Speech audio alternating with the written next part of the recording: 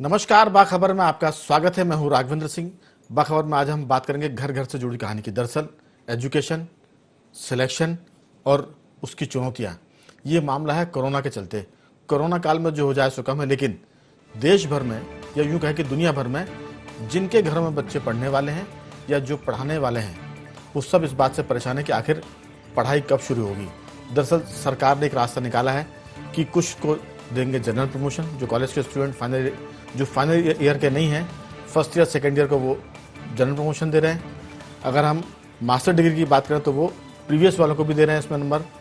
अगर हम 10th और 12th बोर्ड की बात करें तो यहाँ भी सरकार ने रास्ता निकाला कि जिन बच्चों के कुछ पेपर रह गए हैं वो उनके पुराने रिकॉर्ड को देखते हुए उसमें नंबर देंगे और उनको इस बार पास कर देंगे। ये हो गया एक तरह से काम चलाऊ मामला। लेकिन जब टैलेंट और मेरिट की बात आती है तो जो बच्चे पढ़ने वाले हैं, जो कुछ करना चाहते हैं, उनके लिए ये थोड़ी खबर दुखद है। लेकिन सवाल है कि जून खत्म होने जा रहा है, एक हफ्ते के बाद जुलाई शुरू हो जाएगा और उसके बाद भी पढ़ाई कब शुरू होगी स्कूल में, कॉलेज में, कोचिंग इंस्टीट्यूट में, और उसके साथ साथ हम जोड़ेंगे प्रशिक्षण कब शुरू होगा, ट्रेनिंग कब शुरू होगी।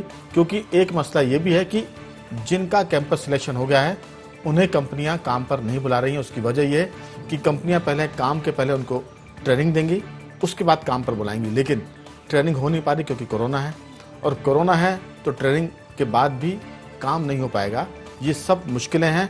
इसलिए हमने कहा कि एजुकेशन, सिलेक्शन और उसकी चुनौतियां, महत्वपूर्ण मुद्दे पर हम बात करेंगे। हमारे साथ एजुकेशन के जानकार विशेषज्ञ अभिषेक खरे भी हैं और ट्रेनिंग के सेक्शन के मास्टर डॉक्टर मोहम्मद हनीफ मेवाती भी हैं। आप दोनों का बहुत बहुत स्वागत है। अभिषेक जी और मेवाती साहब का बहुत बहुत स्वागत है। अभिषेक जी, मेरी आवाज सुन पा रहे हैं?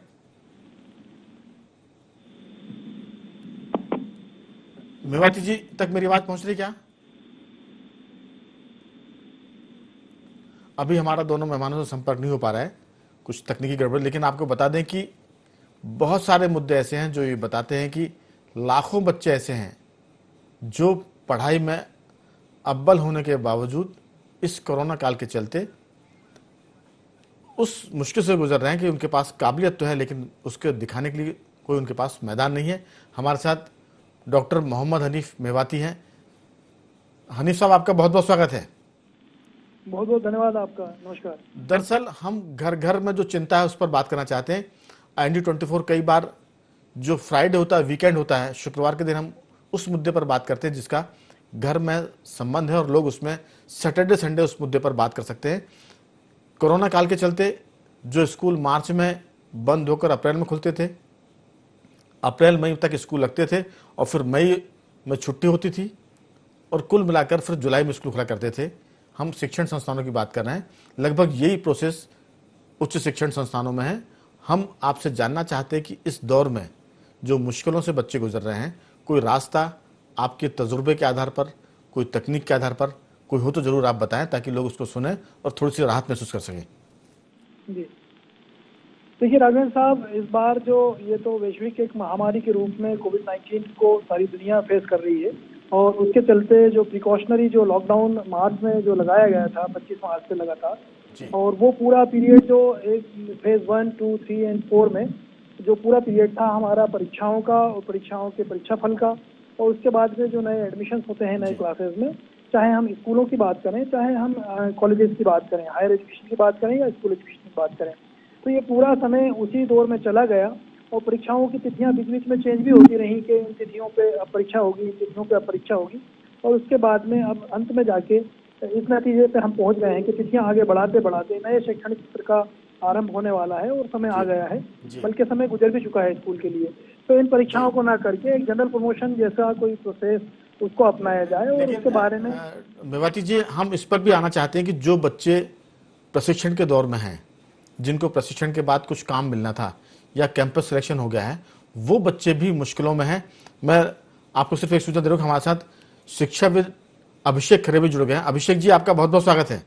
जी नमस्कार सर। मेवाती से बात हो जाए फिर मैं आपकी तरफ आता हूँ। उनसे पूछ रहे थे कि प्रशिक्षण को लेकर जो दिक्कत है, क्योंकि मेवाती जी की उसी में मास्टरी ज्यादा है। मेवाती जी, जो काम होता था 2 महीने 3 महीने के, जो छोटे छोटे प्रशिक्षण के एक तरह से कैंप लगते थे, काम होता था, वो भी इन दिनों बंद है। ऐसे में वो बच्चे जो छोटा सा प्रशिक्षण देकर आपसे मिलते थे और काम पर जाते थे, उनकी क्या समस्या, क्या वो दौर वापस लौट सकेगा, आपकी राय? बिल्कुल बेसब्री से हमको इंतजार है, क्योंकि देखिए यहाँ जब कभी भी हम लाइक फॉर्मल एजुकेशन की हम बात करते हैं तो स्कूल कॉलेजेस की बात अभिषेक खरे जी हैं, बिल्कुल वो चर्चा करेंगे आप उनसे उसके बारे में। लेकिन इनफॉर्मल सेक्टर में जो रिकॉग्नाइज ऑफ प्रायर लर्निंग की हम बात करें, या छोटे सा कोई लाइक कोई कौशल विकास प्रशिक्षण अटेंड करके, या किसी तरह का उद्यमिता विकास प्रशिक्षण अटेंड करके कोई रोजगार में जाता था। इवन रोजगार में भी जहाँ भी नौकरियों की भी बात है तो वहाँ पे भी बहुत सारे अनेक प्रकार के शॉर्ट टर्म जो प्रशिक्षण कार्यक्रम होते हैं, उन सब का रोजगार और स्वरोजगार में बड़ा बहुत महत्वपूर्ण रोल है। और जब से ये लॉकडाउन वाला और उसके बाद में लॉकडाउन के बाद में अनलॉक वाला भी जो है, तो उसमें भी सोशल लेकिन इसमें कोई रास्ता निकलने की बात हो रही, क्योंकि अभी तो लॉकडाउन है। लॉकडाउन के बीच में मैं पूछूंगा आपसे अगले दौर की बातचीत में कि क्या कोई जैसा क्लासेस, तो बच्चों की स्कूल की क्लासेस वो यूट्यूब पर ली जा रही है, ईमेल पर ली जा रही है, नेट पर वो की जा रही है, लेकिन मैं ये सवाल आपसे पूछूंगा जरूर लौटते में। अभी हमारे साथ अभिषेक खरे और डॉक्टर पवित्र श्रीवास्तव, जो पत्रकारिता विश्वविद्यालय में एचओडी भी हैं, प्रोफेसर हैं।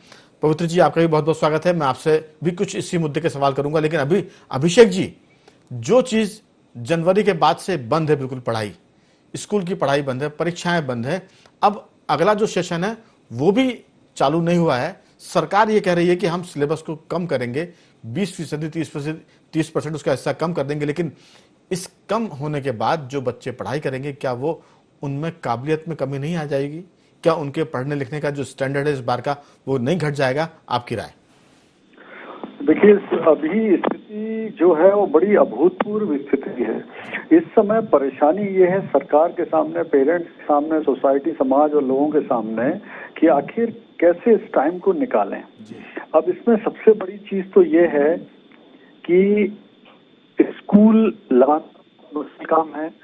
ऑनलाइन पढ़ाने का एक प्रयोग सरकार कर रही है इन दिनों, लेकिन वो इसलिए बहुत अच्छे ढंग से नहीं हो पा रहा है कि हमारे यहाँ भी इतनी ज्यादा टेक्नोलॉजी का प्रचार प्रॉपर नहीं होता है कि हर व्यक्ति के पास स्मार्टफोन हो, बच्चे के पास स्मार्टफोन हो, या उतना हो, नेट की सुविधा हो कि वो प्रॉपर उस चीज को समझ पाए। और अगर मैं ये कह रहा हूँ कि वो उतने वाले टीचर भी अभी उस तरह के नहीं, तो नेट पे बैठ के, क्योंकि देखिए क्या होता है, लाइव क्लास लेना एक अलग तरह का है, और ऑनलाइन के जो टीचर होते हैं, ऑनलाइन का जो स्टडी मटेरियल, और ये सुविधा भी मेट्रो में है, बड़े शहरों में है। जो कस्बे हैं वहाँ इसकी कनेक्टिविटी नहीं, क्योंकि हमारे यहाँ अभी उसका उतना जाल नहीं बिछा है नेट का, ताकि बच्चे गांव कस्बे के इसमें जुड़ पाएं।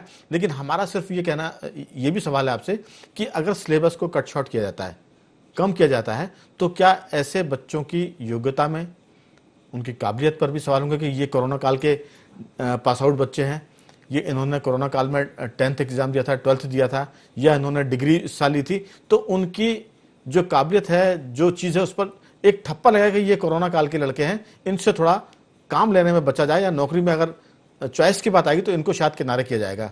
ये मेरा सवाल था, क्या ये संभावना या आशंकाएं आपको लगती हैं? जी बिल्कुल। देखिए क्या होगा, विशेष तौर पर जो 10वीं और 12वीं के छात्र हैं उनके लिए मुझे ऐसा लगता है, कम से कम 12वीं वालों के लिए जो बच्चे हैं उनके लिए अगर संभव हो तो ऑनलाइन एक एग्जाम लेने की कोशिश की जा सकती है। भले ही पूरे सब्जेक्ट का ना लें, कुछ विशेष सब्जेक्ट का ले लें जिस सब्जेक्ट को उन्होंने 12वीं में लिया है। आगे कि आपके पास ऑनलाइन देश भर के बच्चे कैसे उसमें जुड़ेंगे, क्योंकि गांव कस्बे के जो बच्चे हैं वहां तो अभी कई जगह लाइट की भी दिक्कत होती है, तो फिर नेट कहाँ से मिलेगा? ऑनलाइन तभी हो पाएगा जब सब जगह नेट होगा। कि हम इस मुद्दे पर कई बार और भी पहले बात कर चुके हैं कि ये जो समस्या है देश में, नेट की प्रॉब्लम जरूर है। अगर नेट है तो स्पीड नहीं है, और मिलता भी है तो कनेक्टिविटी उसमें कई बार जुड़ती है, कई बार कट जाती है। जी अभिषेक जी। लेकिन मेरा ये कहना है कि हम उसका असेसमेंट ही नहीं करेंगे और हम उसे कर देंगे, बिल्कुल जनरल प्रमोशन दे देंगे, तो 9वीं का 7वीं 6वीं का भी जहाँ पे 10th और जैसी क्लासों का मामला है, ये बहुत ही इम्पोर्टेंट क्लासेस हैं, तो इनमें अगर हम जनरल प्रमोशन। अभिषेक जी, आपसे इस मुद्दे पर बात जरूर करेंगे, क्योंकि अभी 1 मिनट के बाद हम लोग असल में ब्रेक में जाएंगे। मैं सोचता हूं कि इस महत्वपूर्ण मुद्दे पर ब्रेक के बाद बात करेंगे, लेकिन उसके पहले हमारे साथ जो डॉक्टर पवित्र श्रीवास्तव जी भी, उनसे भी पूछ लेता हूं मैं कि पवित्र जी, आपका संबंध विश्वविद्यालय से है। जो बच्चे डिग्री ले रहे हैं, मास्टर डिग्री और बैचलर डिग्री, उनके लिए कैंपस सिलेक्शन जो हुआ था, उन्हें काम नहीं मिल रहा क्योंकि कैंपस के बाद वो कंपनी उनको नहीं बुला रही हैं। और जो बच्चे फाइनल ईयर में अभी आने वाले हैं वो कैसे पढ़ाई करेंगे, क्योंकि उनकी तो पढ़ाई भी पूरी नहीं होगी और फिर कैंपस में भी उनके लिए कुछ काम मिलेगा नहीं, क्योंकि कैंपस के लिए कंपनियां आपके उसमें विश्वविद्यालय में नहीं आएंगी। पवित्र जी। जी देखिए राघवेंद्र जी, अभी एक्चुअल में क्या है, ये जो समस्या है विश्वव्यापी है, सिर्फ भारत की नहीं है, पूरी दुनिया की है। और अभी जो मेरा अपना अनुभव कहता है कि कंपनियों ने प्लेसमेंट किए हैं, परंतु उन्होंने प्लेसमेंट को कैंसिल नहीं किया है, बस थोड़े समय की क्राइसिस है। और ऐसा कहना एक तरीके से बच्चों को पूरी तरीके से हतोत्साहित करना होगा कि प्लेसमेंट नहीं है। मुझे लगता है कि 6 महीने के अंदर चीजें थोड़ी सी बदलेंगी, जैसा कि रिसर्च की जा रही है और जिस तरह के आंकड़े अभी सामने आ रहे हैं। तो थोड़ी सी दिक्कत अभी फॉर टाइम बीइंग है, थोड़े दिन बाद इस तरह की चीजें ठीक होंगी। और यूजीसी और एआईसीटी, चूंकि मेरा संबंध हायर एजुकेशन से है, इस तरह की प्लानिंग कर रहा है कि सिलेबस को इस तरीके से कट शॉर्ट किया जाए कि बच्चों की जो स्किल डेवलपमेंट है वो क्वालिटी कम ना हो और उसके साथ साथ ये अपनी पढ़ाई कर सकें। इस दिशा में चिंता है और बाकायदा उस पर विचार भी किया जा रहा है और कोशिश यूं है और जो बच्चों के प्लेसमेंट के लिए प्रयासरत हैं और इस दिशा में काम भी कर रहे हैं। पर हाँ, आपने जो कहा, चूंकि समस्या इस तरह की भी हैं और चूंकि अर्थव्यवस्था भी बहुत बुरी तरीके से बिगड़ी हुई है, तो ये कहना पूरी तरीके से अभी ऐसा नहीं, ऐसा तो हम बिल्कुल नहीं कहेंगे। लेकिन ये बहुत संवेदनशील मुद्दा है पवित्र जी, हम इस पर कठोरता के साथ बात करेंगे क्योंकि हम बच्चों को उस बात से भी रूबरू कराना चाहते हैं जो मुश्किलें उनको सामने आने वाली हैं। हम पॉजिटिव रहें लेकिन उनको ये जरूर बताएं कि दिक्कत आने वाली है। सारी बातें हम करेंगे बहुत विस्तार से। पवित्र जी आप बने रहिए, अभिषेक जी आप भी फोन पर बने रहिए और मुकाती जी आप भी, मेवाती जी। जा रहे हैं छोटे से ब्रेक पर, बहुत जल्द लौटेंगे।